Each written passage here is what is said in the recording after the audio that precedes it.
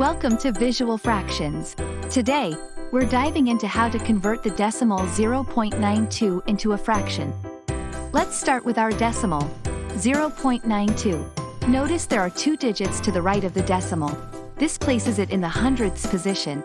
To convert this decimal into a fraction, you initially put it over 1, essentially treating the decimal as the numerator in a fraction where the denominator is 1.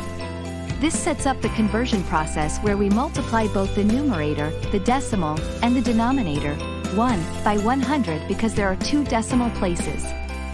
So, 0.92 times 100 gives us 92, and 1 times 100 gives us 100.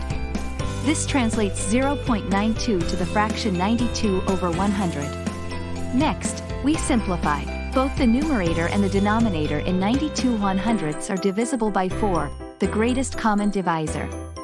Divide 92 by 4 to get 23, and divide 100 by 4 to get 25. So, 92 100ths simplifies neatly to 23 25ths. And there you have it. The decimal 0.92 when converted to a fraction equals 23 25ths. If you found this tutorial helpful, remember to smash that like button and subscribe to Visual Fractions for more practical math insights. Thanks for watching.